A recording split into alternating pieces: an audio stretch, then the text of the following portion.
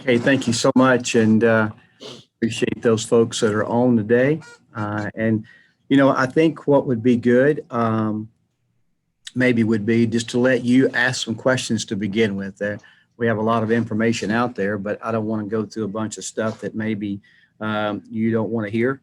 So let's start with questions first of all, if we can. What's going on in the county, and see if there's anything for me to address right off the bat. Mr. Rock? Mayor, Yes, sir. good morning. Listening to the news this morning, looked like the state average COVID case load was coming down a little bit. How are things going in the county? The caseload is going down. 65% reduction in cases over the last month and a half, which is a very positive thing. And of course, as we look at that, hospitalizations have gone down about 30% since January the 6th. Another good piece of information for us to have. ICU bed occupation occupation has been down about 10%. So the cases, if you were to look at our cases now, exactly what people talked about earlier, really took that spike around Thanksgiving and Christmas. And then you can see our chart as we chart the number of cases per day has started its way down. Now, granted, you will notice that, okay, well, they've kind of changed their menu from doing testing every day to doing vaccinations. Well, that's true. So fewer people are going, but we're definitely still going, looking at the positivity rate. Okay, how many people that go get tested turn up positive? And that's been something that we've been looking at for quite some time. And so that is also dropping. So that is another good indication that things are working in a better direction. Just so you know, they do testing every morning from 8:30 to 10:30, Monday through Friday at the Ag Center. On Monday, Wednesday, and Friday, they hand out self-test kits. On Tuesday and Thursday, they actually have live people there that will do the test for you. On Monday, Wednesday, Monday through Friday, they're doing vaccinations. They're doing those right now at College Hills Church of Christ. That's kind of been where they've been set up. And so far, they've been able to hand out all the vaccines that's been given to them every week on the weekly allotment at that place. But as we speak today, over the past week and a half, they have certified some other pharmacies like Buckeyes, Delmar, Gibbs Pharmacy, and Vanderbilt Hospital also got certified. And there's several other people that have gotten certified to be able to administer the vaccine. So what's going to happen now, and hopefully maybe tomorrow, for example, they'll send 1,000 names over to Vanderbilt Hospital, and they'll start vaccinating those people as we get more vaccine allotted to Wilson County. So now you may hear, and I heard a rumor this morning while I was working out, hey, I heard that Gibbs Pharmacy was taking a list of names and I can go put my name on the list and get my vaccine over there. Well, that's not true and shouldn't be true. These people that got certified by the state should still work with the state plan. And the state plan is if you get on the waiting list with the health department will send to these facilities the names that are on that list, and we will stay with the 75 and up until we finish the majority of that list. Once that majority of that list is finished, then they're going to switch gears and go to 70 and up, which will take a smaller amount of time because we're only really talking about 4 years, as opposed to 75 and up. And I got 25 to 30,000 people in the county that hit that mark. Now you can take several of those off because if they're in a nursing home or a long-term care facility, they've already been vaccinated by a private pharmacy already. But so that is the group we're looking at. So that's going to take a little bit longer than the 70 to 75 because we're only talking about 4 years. But they'll do the 70 to 75 next, and then they will also do teachers at the same time. The teachers are going to be done at the schools with the help of the school nurses, and that's already been set up as well. So once we switch to that second phase or that next phase, it'll be 70 to 75, and the teachers will be done. We continue to let people know, as long as you've got a confirmation email back or a call back that you're on the waiting list, you're really good to go. Now, I put my number out on Facebook and have handled several calls of people saying, well, I put my name in, but I hadn't heard from nobody. I said, would you get a confirmation email? Yes, I did, but I still haven't heard from nobody. And so down the road, they've already got their first shot working on their second shot. So I'll take their name and number and I'll send it over to the health department. Hey, is Johnny Bill on your list? And she'll come back and say, yes, he's on the list. So once we confirm that, they're really good to go. Once you get on the list, it's really downhill from there. I actually wanted to live this back on December the 30th and January the 2nd. So I actually called, waited online, put my mother-in-law's name in. She's 80 years old, got her name in. She actually got her shot yesterday. So, and she went on the list on January the 2nd. So it takes a little while to get there, but she said the experience was great, as we have witnessed already, but you stay in your car. They're bringing them in every 15 minutes. So there's no long wait lines. You never have to get out and wait in the cold. They'll do the paperwork in the car, give the shot in the car, let you sit about 15 minutes to make sure there's no allergic reaction, and then send you on your way. So the process has really been good. And now let's go back a little bit. When they first started this, of course, it's a new game for everybody. So when they first started this, you came in, if you got the Pfizer shot, they said, okay, in 21 days, here's when you need to get your next shot. And they would give them a card and let them know that, hey, somebody from the health department will call you. If you got the Moderna vaccine, it was 28 days that you'd had to come back and get your shot. Well, as that went on and were having to call everybody to get them in, they said, okay, let's get a little smarter here. Let's take the cell phone and do a QR code and let them be able to scan that bar. And that will send them right to a calendar where they can book their own appointment. Well, that was good for a while till that, you realize there's a lot of people over 75 that maybe doesn't have a smartphone. So therefore, what they started doing now is that when you get your first shot, they're going to put you in right then for your second shot. So that's made that a little bit smoother as well. So we've gotten better as time goes on. I hope you probably do know that I don't run the health department. That's run by the state. But in this case, I've just kind of been a liaison between our people and the health department to kind of help get the word out. We also are a little bit different in the fact that we have a guy that's our health department director, which has had some emergency surgery. So he's not there. So we have an interim in there. She used to be with us and she works for the state. She's doing a tremendous job, no problem. But it is a little different. It's just kind of like any of us being out and our assistant taking over or someone else taking over. It's a little bit, it's a little bit different. But in my opinion, she hadn't missed a beat and we're moving on pretty well. Rob, long answer there, but a great question. And then out of those answers, out of those statements, any other questions that you might have for me concerning the vaccine while we're on the subject? Anybody? One more real quick. How is, and you, I'm my own worst enemy because I watch the news in the morning while I'm getting ready to leave, but how is the vaccine supply holding up for the county? Would you be able to give more if you had it, or is it about all you can do what you got, or you out Nope. starting tomorrow, or how you doing? Yeah, thanks. Good question there. And no, hence the other pharmacies and hospitals being able to get certified. They know that as time goes on, we will get more allotment. Right now, the allotment that we get, we're able to distribute over at College Hills.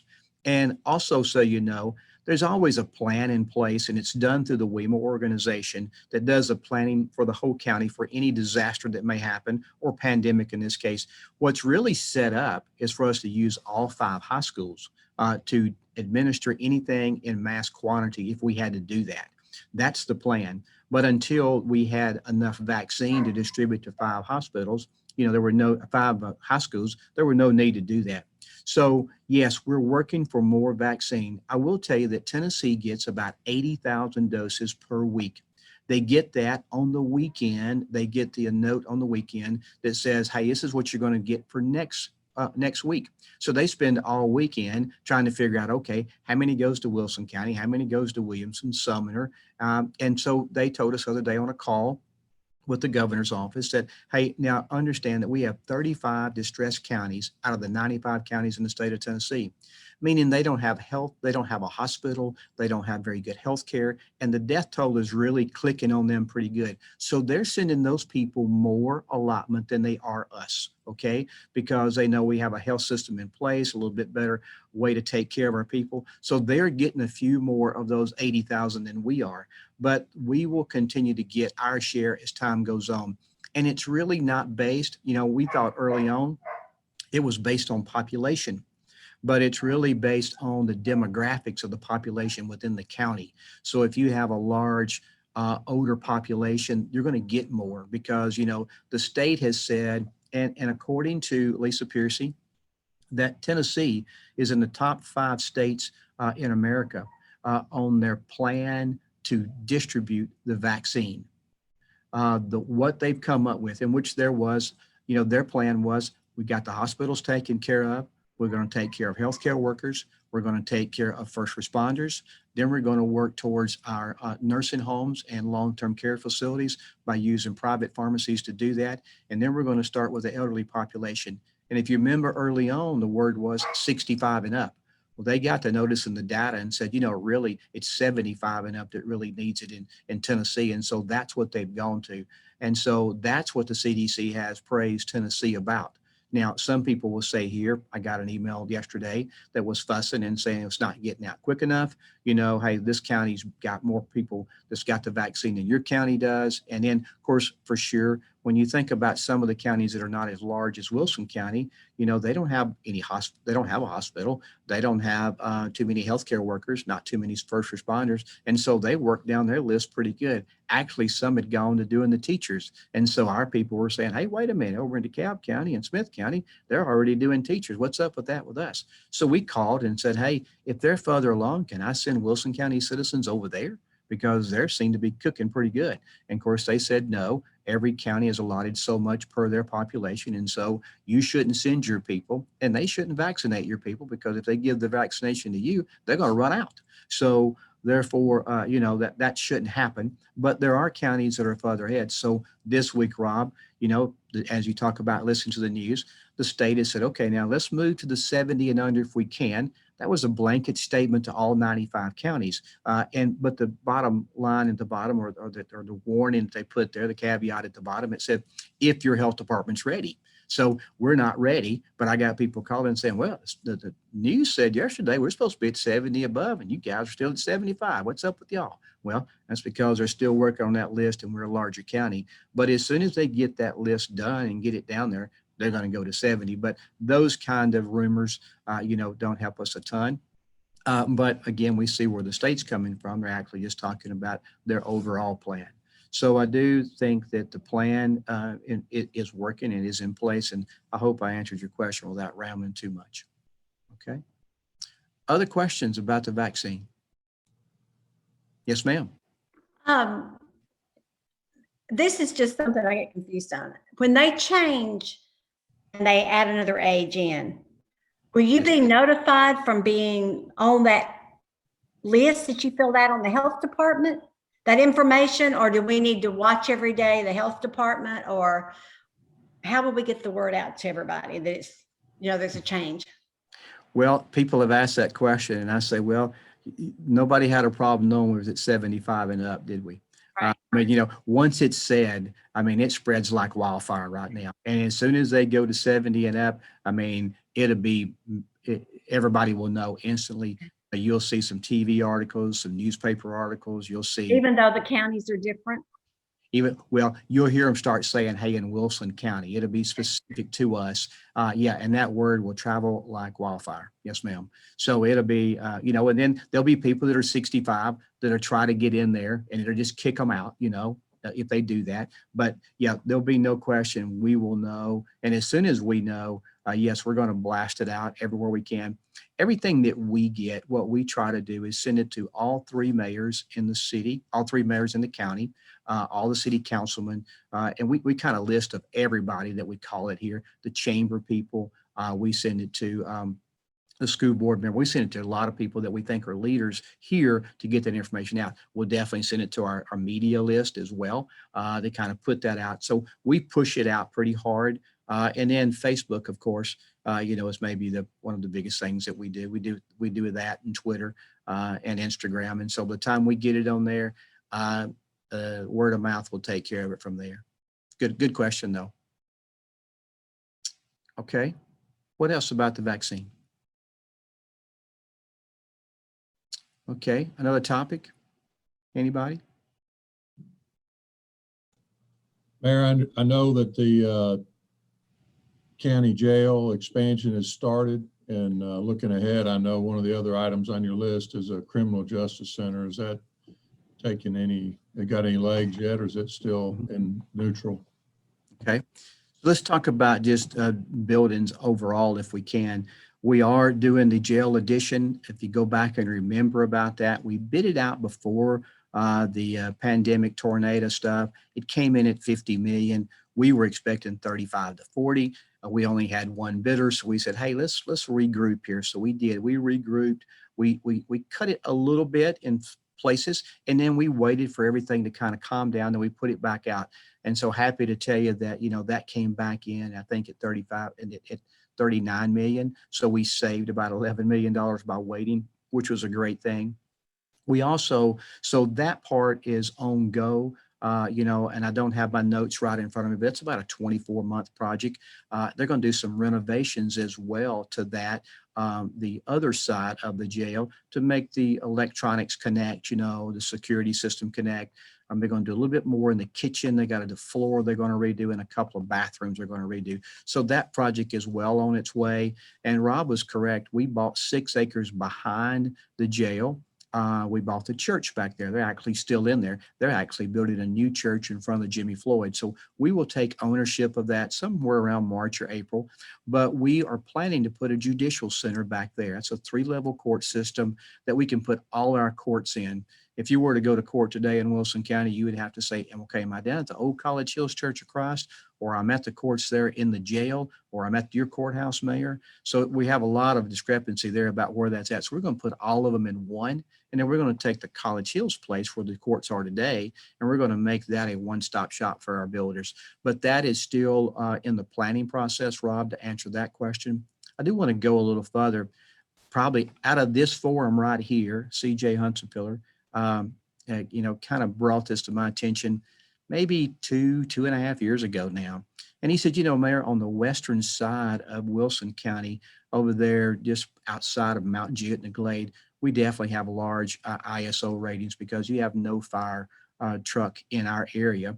And so I took that to heart, and ever since had been planning on rebuilding, kind of like we did in Lebanon. We used to be in the middle of Lebanon with our fire station.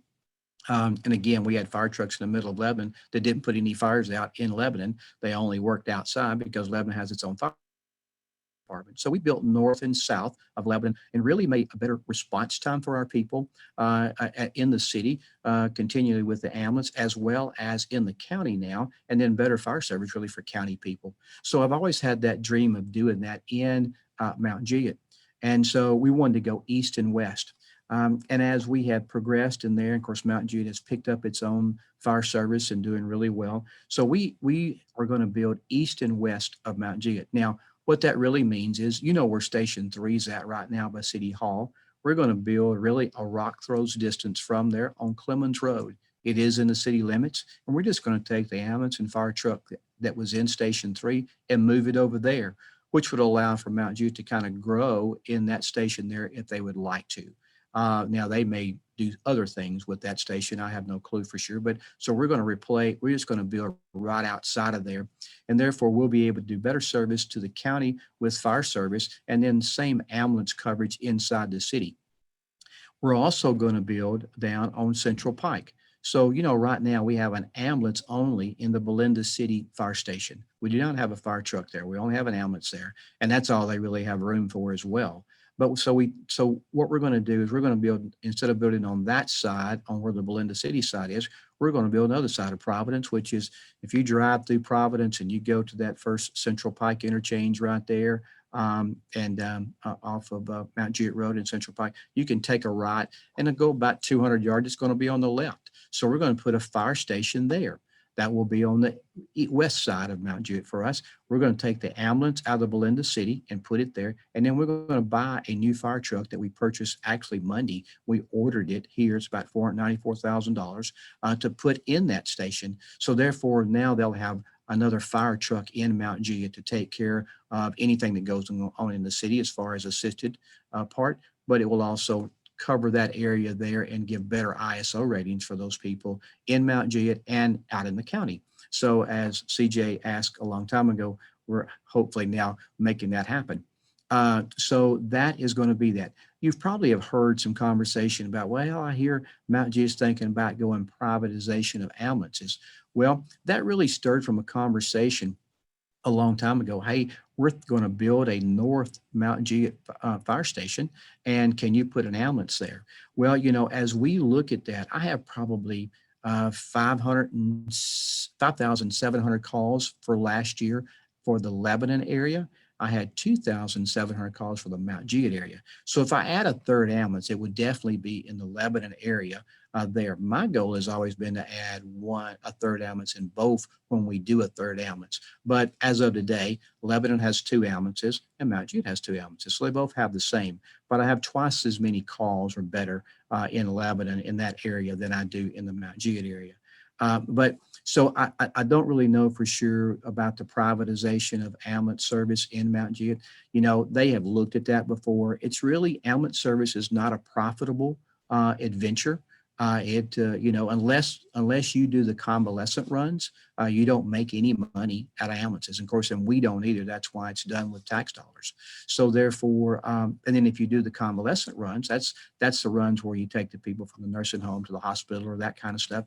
Then you better have a good platoon of ambulances, because you can't have your ambulances doing that and have a 911 call and nobody to go answer that because you're down at St. Thomas and, you know, in Nashville. So that's why you don't normally see the 911 service doing the convalescent. You have ProMed and some of those people that's all they do. They don't do anything else. So I'm not really for sure if they're going to do that or not. And people have said, well, will that change anything for you, Mayor? It really won't. Because we'll need to be there. You know, I got several pockets inside of Mount Jewett that are county pockets that have not been annexed into the city that I cover. And of course, I'm always there for backup if I need to be. And then our fire trucks there, you know, yes, they do take care of the fire in the county, but anytime Mount Jewett needed assistance on a big house, just like Lebanon, they would call and we would come.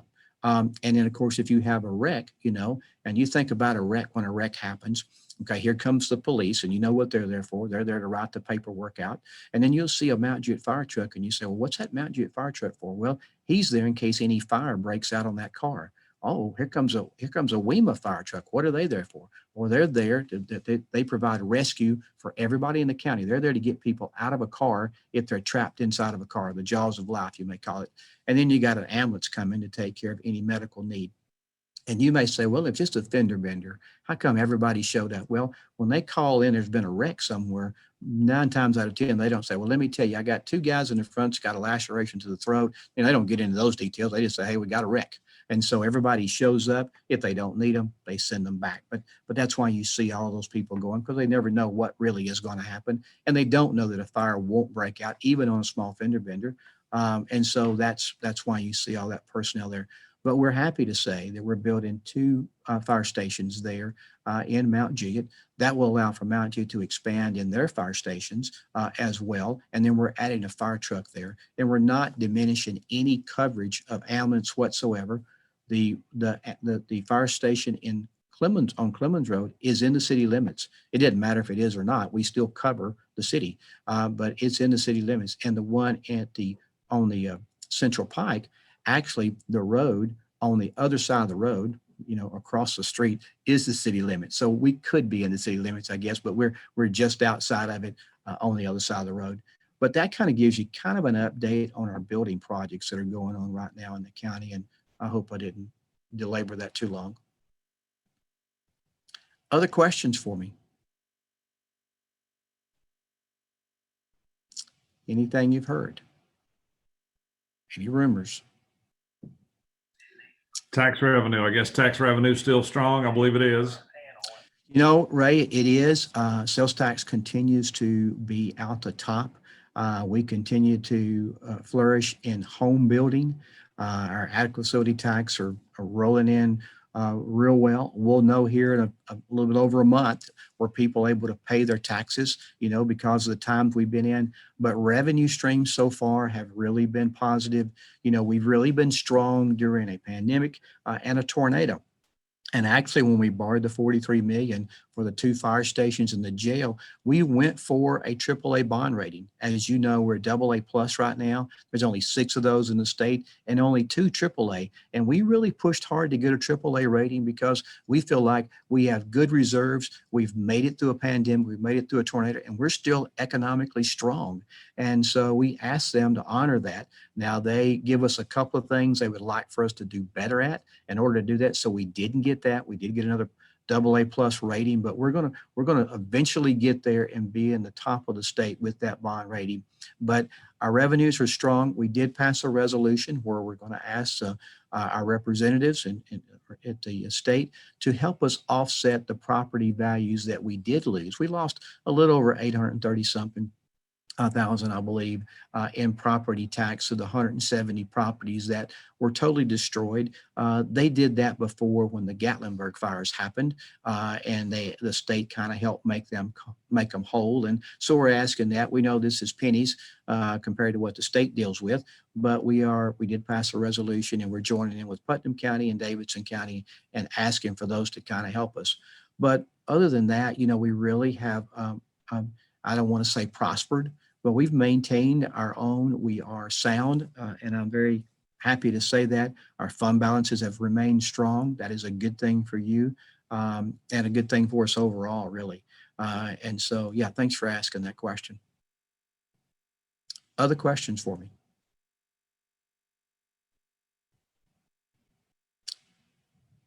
There are a lot of things that are going on, of course, in the county, and we continue every day to battle the pandemic and to do our best to get on the other side of it.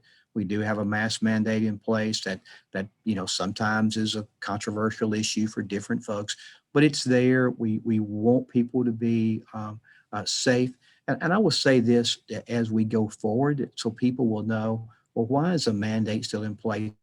Things are going down. Well, we know, and actually in our offices have kind of beefed up our protection.